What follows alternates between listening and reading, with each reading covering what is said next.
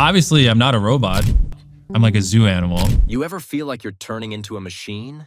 Like you're so locked in, so disciplined, so focused on chasing success, that somewhere along the way, you stopped feeling anything? You wake up, grind, sleep, repeat, day after day. And yeah, you're making progress, but at what cost? See, people talk about the grind like it's supposed to be painful. Like you have to sacrifice every bit of joy just to make it. But if you burn yourself out, if you reach the top and feel nothing, was it even worth it? This video isn't about quitting the grind. It's about making the journey worth it. Let's talk about how to find happiness without losing your edge. Success without joy is just a slow death. You ever hear about those ultra-successful people who made it and then felt empty? Are you happy?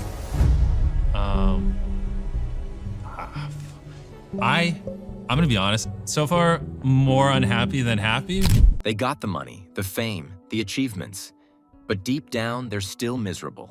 That's because success without joy is meaningless. Grinding 24/7 with zero balance?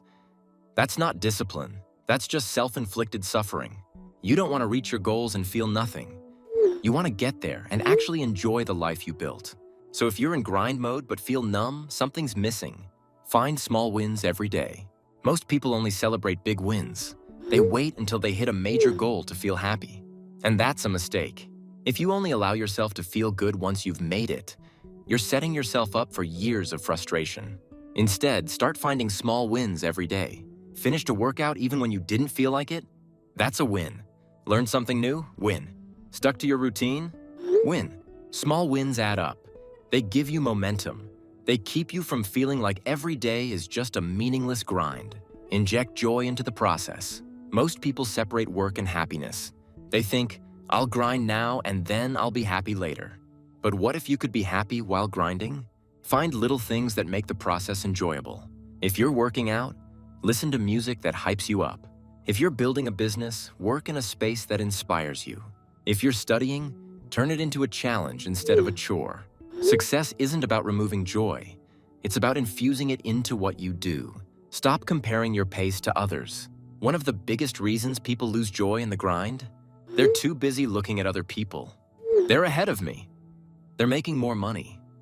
They've got it figured out and I don't. That comparison sucks the life out of you. It makes every win feel small. So here's the fix. Compete with yourself, not with them. Wake up every day and ask, am I better than I was yesterday? Am I moving forward even just a little?